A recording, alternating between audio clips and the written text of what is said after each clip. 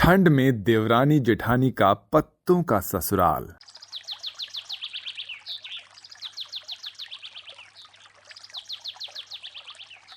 अरे बड़ी बहू, जरा जल्दी कर, हमें काम पर भी जाना है। अगर हम लेट पहुंचे तो सेठ हमारी पगार भी काट लेगा। हाँ हाँ माँ जी, बस थोड़े से काम थे, वही निपटा रही थी। चलिए अब, वरना लेट हो जाएंगी। अरे अरे माँ जी, जेठानी जी, आप अपना खाना ले जाना तो भूल ही रही हैं। हाँ बहू, दे दे जल्दी से। और हाँ, जरा तू अपना खास ध्यान रखा कर। हमारे जाने के बाद तुझे घर का कोई भी काम नहीं करना। हाँ कुसुम, तुम्हें पता है ना कि ये तुम्हारा 9वां महीना चल रहा है, और वैसे भी अब ठंड की शुरुआत हो गई है। वैसे ही बाहर बहुत ठंडी ठंडी हवाएं चल रही हैं। तुम घर में ही रहकर अपना और गुड्डी का ध्यान रखना। जी। ऐसा कहकर कुसुम और नीलम अपने काम पर चली जाती हैं। दरअसल ये कहानी है यशोदा की, जो अपने 2 बहू नीलम और कुसुम और पोती गुड्डी के साथ साथ अपने 2 बेटे अशोक और विकास के साथ रहा करती थी। यशोदा के दोनों बेटे शराबी थे और कोई भी काम नहीं करता था, जिस कारण से यशोदा और उसकी बहुओं को ही घर का कार्यभार उठाना पड़ रहा था। बहू, अब हम दोनों को ही ज्यादा से ज्यादा काम करना होगा। तुझे तो पता ही है कि कुसुम बहू पेट से है और वो हमारे साथ यहाँ काम नहीं कर पाएगी। पहले तो जैसे तैसे हम सब मिलकर घर चला लिया करते थे, लेकिन अब तो भगवान ही जाने आखिर आगे क्या होगा। माँ जी, आप फिक्र क्यों करती हैं? सब अच्छा होगा, आप सब्र रखिए। हाँ बहू, मैं भी ऊपर वाले से बस यही प्रार्थना करती हूँ कि सब ठीक हो जाए। सब अच्छा ही होगा माँ जी, बस आप विश्वास रखिए।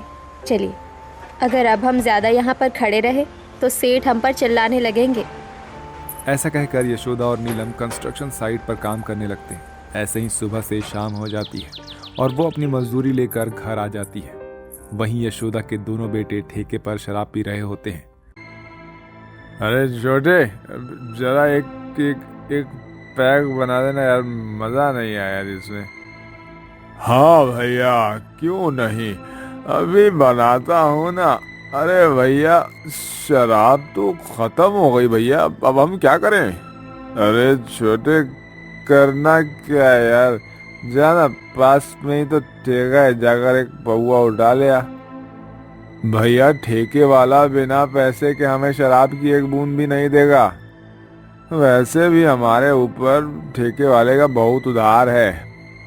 अच्छा, ऐसा क्या? तो चल फिर घर से कुछ लेकर आते हैं। ऐसा कहकर वो दोनों भाई घर की ओर जाने लगते हैं और रास्ते में जाते जाते एक दूसरे से कहते हैं, मुझे पीने का शौक नहीं, पीता हूँ गम बुलाने को।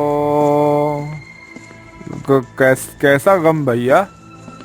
छोटे, जब याद आएगी तो बता दूंगा किस गम की बात कर रहा हूँ मैं।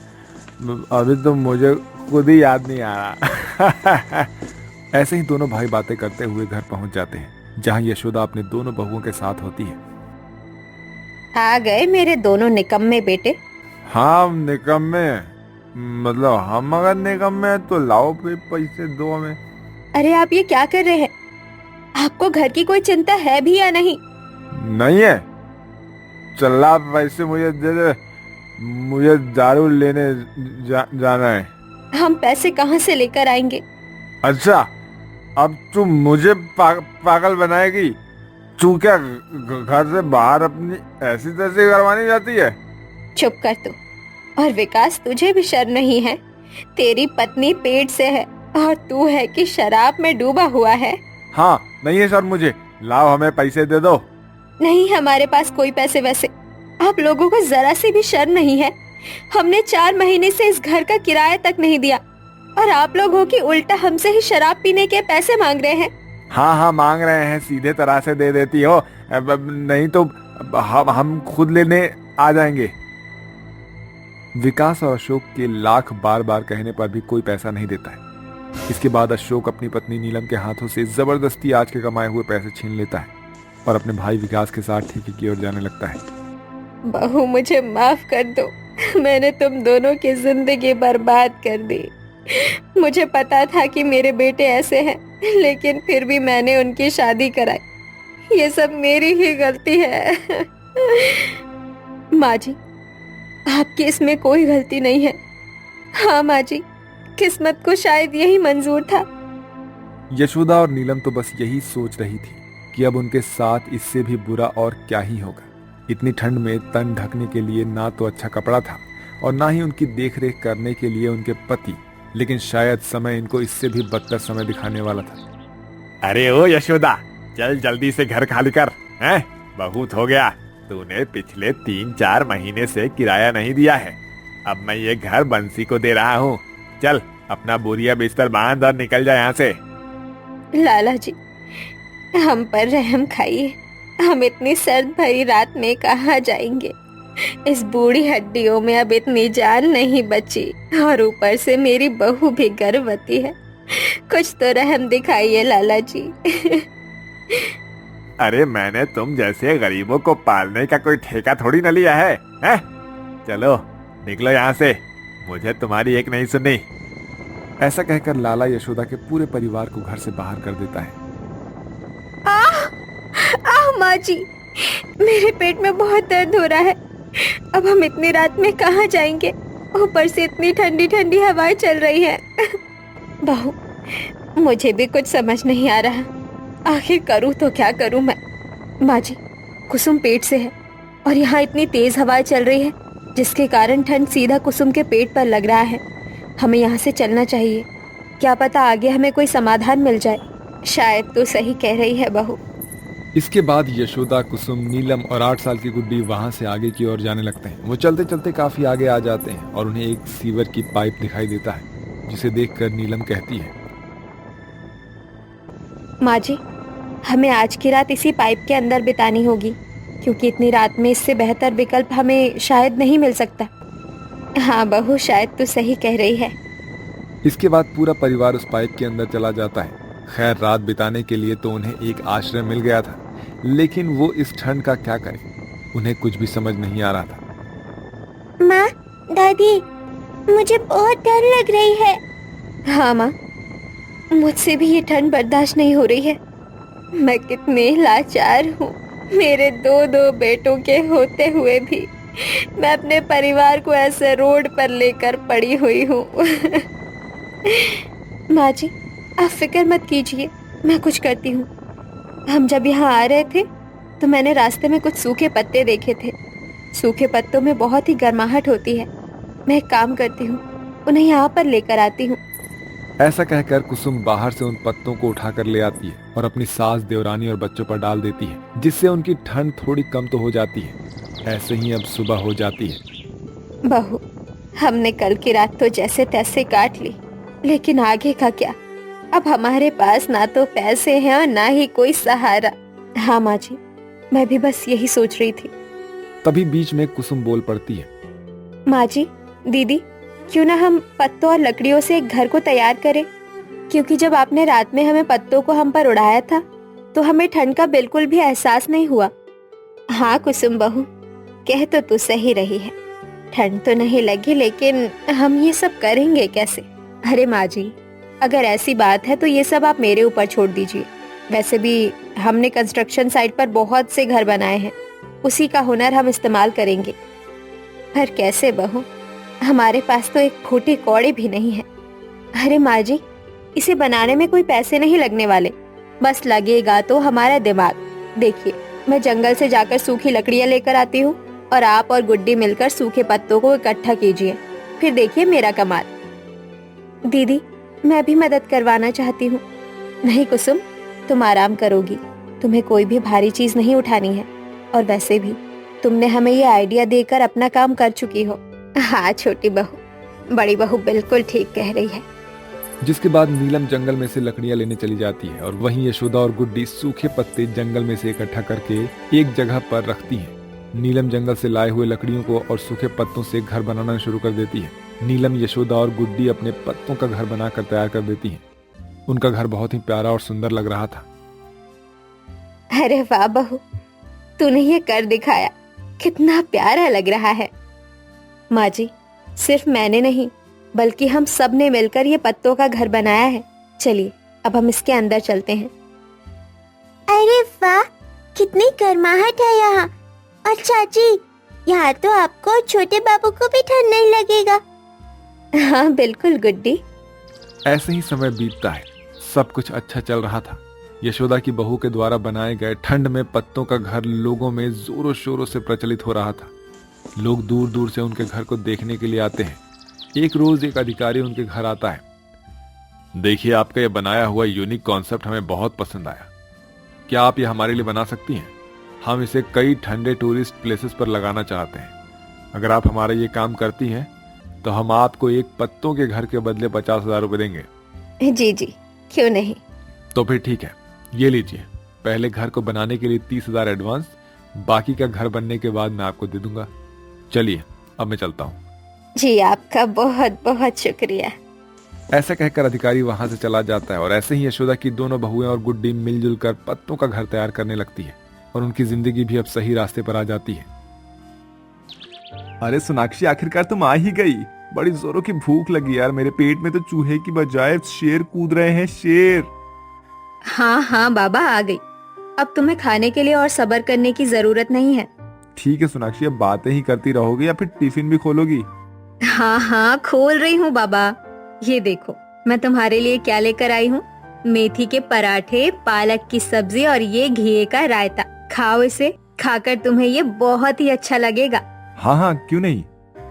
अरे यार, ये सोनाक्षी का मैं कब से इंतजार कर रहा था। और ये क्या लेकर आई है, घास फूस।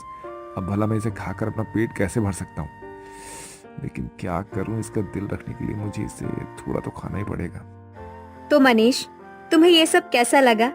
मैंने ये सब खुद अपने हाथों से तुम्हारे लिए खास बनाई थी।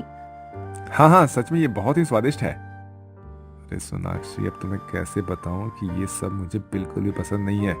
ये तो मैं बस तुम्हें बुरा ना लगे इसलिए खा रहा हूँ। मनीष ने अभी थोड़ा बहुत खाया ही था कि उसका दोस्त अशोक वहां आ जाता है। अरे मनीष यार, तू यहाँ पर है, चलना जल्दी, वो नोट्स लेने जाना है ना। कहीं तू भूल तो नहीं गया? अरे नहीं नहीं अशोक, चल मैं चलता हूँ भाई। अरे यार मनीष, इसे फिनिश तो करो। खा लिया, ठीक है, मैं चलता हूँ ना। तुम घर थोड़ा ध्यान से चली जाना, ठीक है? ऐसा कहकर मनीष और अशोक वहां से चले जाते हैं, जिसके बाद वो एक समोसे के ठेले पर जाते हैं। अंकल जी, 4-4 समोसे लगा दीजिए प्लीज। अरे यार मनीष, अभी तो तूने सोनाक्षी के लाए हुए टिफिन खाया है, मतलब तू अभी यहाँ पे 4-4 समोसे खाएगा? यार अब क्या बताऊं यार, वो तो तू ठीक समय पर आ गया, नहीं तो आज तो मेरी तबीयत बिगड़नी ही थी। अब मैं तुझे कैसे बताऊं यार कि हरी सब्जियों की दुकान लगाकर लाई थी। अब तू बता ना कि मैं कैसे खाता यार ये सब। पर फिर यार तू उससे प्यार करता है ना, और शायद तू तो उसी से शादी भी करेगा, और फिर आगे तेरी जिंदगी कैसे चलेगी फिर? इन सब बातों को छोड़, वो सब मेरी माँ देख लेगी। शादी के बाद मेरी माँ सोनाक्षी को सब कुछ सिखा देगी, तू चिंता मत कर उसकी। कॉलेज के बाद मनीष को एक अच्छी एमएनसी कंपनी में नौकरी मिल जाती है और फिर वो अपने घर पर सोनाक्षी के लिए बात करता है। कुछ ही महीनों में मनीष और सोनाक्षी की शादी हो जाती है। अब यहाँ तक का तो सफर काफी अच्छे से चला था, लेकिन यहाँ से सोनाक्षी और मनीष की जीवन की पटरियां बदलने वाली थी। अब हम ऐसा क्यों कह रहे हैं, चलिए इस कहानी के जरिए समझते हैं। हाँ तो बहू, आज खाने पर मेरी बहन का परिवार आ रहे हैं, यानी कि तुम्हारे मौसी जी। दरअसल वो मनीष की शादी में किसी कारण से नहीं आ पाई थी, इसलिए वो अब हमसे मिलने के लिए आ रहे हैं। तो खाने में आज तुम मटर पनीर और बूंदी का रायता, पुलाव और थोड़े बहुत नान भी बना लेना। बाकी पूड़ियाँ और पापड़ तो तब के तभी बनाना, ठीक है? और हाँ, मीठे में चावल की खीर अभी ही बना कर रख लो, क्योंकि ठंडी खीर बढ़िया लगेगी। जी मम्मी जी। ये सब सुनकर घबरा गई क्या बहू? फिक्र मत कर, रसोई में तुम्हें अकेले नहीं झोंकूंगी, बल्कि दोनों मिलकर सब बना लेंगे, ठीक है? नहीं मम्मी जी, आप आराम कीजिए, मैं ये सब कर लूंगी। सच में तुम कर लोगी ये सब अकेले? जी मम्मी जी, वैसे भी मैंने अपने मायके में भी ज्यादातर समय रसोई में ही बिताया है। अच्छा ऐसा है, फिर तो ये बहुत ही अच्छी बात है। फिर मैं ऐसा करती हूँ, आज मैं मंदिर हो आती हूँ। अब ऊपर वाले ने इतनी अच्छी बहू दी है, मुझे तो प्रसाद तो चढ़ाना ही चाहिए। अपनी सास उर्मिला की बातें सुनकर सोनाक्षी थोड़ा मुस्कुरा देती है और फिर रसोई के अंदर चली जाती है। करीब 3 से 4 घंटे तक सोनाक्षी रसोई में अकेले ही रहती है और फिर खाने के मेज पर उर्मिला अपनी बहन के परिवार के साथ बैठी होती है। अरे लाजवंती, अब मैं तेरे से क्या छुपाऊं। अगर मैं अपने हाथों में चिराग लेकर भी ढूंढती ना, तो भी मुझे ऐसी बहू नहीं मिलती। मैं तुझे बता दूं कि आज का सारा खाना मेरी बहू ने खुद ही अकेले बनाया है। मुझको तो साफ कह दिया कि मम्मी जी आप जाकर आराम करो। अब बताओ, कहीं ऐसी बहू मिलेगी? मेरी संस्कारी बहू।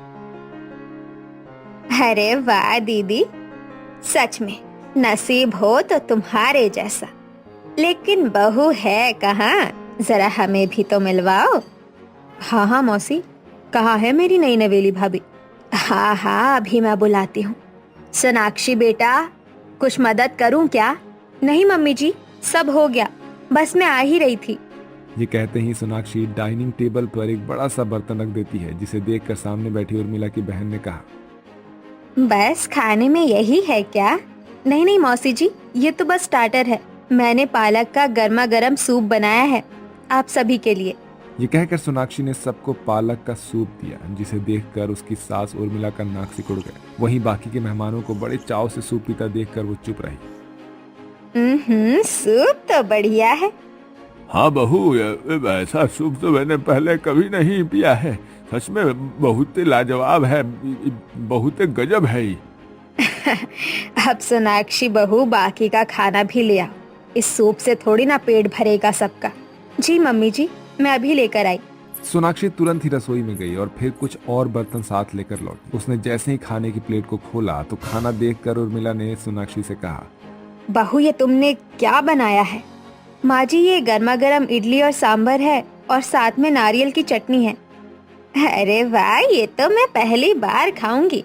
इस सांभर को देखकर तो ऐसा लगता है जैसे सोनाक्षी बहू ने घर की सारी सब्जियां उठाकर डाल दी हो। जी मौसी जी, इसीलिए ये डिश काफी हेल्दी है, लेस तेल और बिल्कुल न्यूट्रिशन से भरपूर। और इसके साथ हरी चटनी और ताज़ा सलाद भी है। सोनाक्षी इस तरीके से खाना परोसते हुए काफी खुश थी, लेकिन वहीं उसके साथ बैठी उर्मिला का गुस्से से पारा हाई हो रहा था, क्योंकि सोनाक्षी ने अपनी सास के कहे अनुसार एक भी डिश नहीं बनाई थी। लेकिन मेहमानों के सामने वो सोनाक्षी से कुछ भी नहीं कह पा रही थी। फिर कुछ देर बाद, बहू जाओ, अब जाकर फ्रिज से सभी के लिए खीर लेकर आ जाओ। जी मम्मी जी, बस अभी लेकर आई। चलो शुक्र है सोनाक्षी बहू ने कुछ तो बनाया है ढंग का, नहीं तो अभी तक जो भी चीज दिखाई दी वो सब हरा ही हरा दिख रहा है। सोनाक्षी कुछ देर में सबके सामने खीर की कटोरियां लाकर रख देती है, लेकिन उस खीर को देखते ही उर्मिला का सब्र का बांध टूट जाता है। उसने गुस्से से सोनाक्षी की ओर देखा और बोली, ये क्या किया बहू? खीर हरी कैसे हो गई? क्योंकि माँ जी ये लौकी और पालक की खीर है और मैंने इसे नारियल के दूध से बनाया है। और इसमें भी खास बात ये है कि मैंने इसमें चीनी की जगह ताज़ा खजूर पीस कर डाले हैं। बहू जरा 1 मिनट रसोई में चलो, आओ कुछ काम है तुमसे। ये कहकर उर्मिला सोनाक्षी को लेकर रसोई की तरफ बढ़ जाती है और फिर रसोई में, ये क्या है बहू? मेहमानों के सामने तूने मेरी नाक कटाकर रख दी है। ये तो तूने आज बनाया है, ये भी कोई खाना है? अगर तुमसे खाना नहीं बन रहा था तो तुम मुझसे कह देती, मैं ये सब कर लेती ना, या फिर मैं बाहर से मंगवा लेती खाना। अब बताओ, वैसे ही मेरी बहन चुगलखोर है और अब इस सब के बाद तो वो बाकी और भी मेहमानों को ये सब बात बताकर जान ही ले लेगी मेरी। उर्मिला सोनाक्षी को सुनाई जा रही थी और सोनाक्षी चुपचाप सर झुकाए सब कुछ सुन रही थी। तभी डाइनिंग हॉल में से आवाज आती है, उर्मिला अब आ भी जाओ बहन। हाँ हाँ आई। उर्मिला ने गुस्से से सोनाक्षी को घूरा और फिर पैर पटकते हुए रसोई से बाहर चली गई। अब आज के लिए मैं माफी चाहूंगी। वो क्या है ना कि बहू को आइडिया नहीं है कुछ रसोई का, और शायद पहली बार रसोई में जाने के बाद वो घबरा गई बेचारी। क्या बोल रही हो उर्मिला दीदी? अरे आपकी बहू तो लाखों नहीं बल्कि करोड़ों में एक है, कसम से। यहाँ आने से पहले मैं इतना घबरा रही थी कि आज फिर हैवी खाना हो जाएगा और फिर मेरे शुगर लेवल बढ़ जाएगा। लेकिन सच में आपकी बहू ने स्वाद और सेहत से भरा ऐसा खाना खिलाया कि मजा ही आ गया। हाँ उर्मिला भाभी, लाजवंती ने बिल्कुल सही कहा। मैं भी बीपी शुगर को लेकर थोड़ा चिंतित था, लेकिन ये सब खाना खाने के बाद तो मैं टेंशन फ्री हो गया हूँ। मैं तो यही कहूंगा कि आप अपनी बहू को मेरे घर कुछ दिनों के लिए भेज दीजिए, ताकि वो हमारी भी बहू को ये सब खाना बनाना सिखा दे। सोनाक्षी बहू, अरे ओ सोनाक्षी बहू, अरे कहाँ खो गई हो? क्या सच में आप लोगों को आज का खाना इतना पसंद आया क्या? हाँ मौसी जी, मेरी भी तबीयत बाहर के फास्ट फूड खाने से खराब हो गई थी। डॉक्टर ने मुझे खास तौर पर बाहर का खाना खाने से, यहाँ तक कि ऑयली खाना खाने से भी मना किया है। लेकिन भाभी के हाथों का बना हुआ ये खाना खाकर आज मुझे भी मज़ा ही आ गया। मौसी जी, ये पसंद नहीं बल्कि बहुत पसंद आया हमें। सच में उर्मिला दीदी, आपके भाग्य खुल गए सोनाक्षी जैसी बहू पाकर। चलिए अब हम चलते हैं। इस तरह लाजवंती का पूरा परिवार सोनाक्षी को शगुन के तौर पर तोहफे देकर वहां से चला जाता है। वहीं ये सब बातें सुनकर उर्मिला हैरान रह जाती है। वहीं जब शाम को मनीष आता है तो वो भी ये बातें सुनकर काफी खुश होता है। इसके बाद से रसोई की सारी जिम्मेदारी उर्मिला सोनाक्षी को सौंप देती है और इस तरह से सोनाक्षी भी अपने पूरे पक्के इरादे से न सिर्फ अपने ससुराल वालों की सोच को बदलती है, बल्कि अपने ससुराल के तेल मसाले से भरी हुई रसोई को एक हरी भरी सब्जी के रसोई में बदल देती है और उसके घर में सभी लोग स्वस्थ हो जाते हैं और वो सभी लोग खुशी खुशी रहने लगते हैं।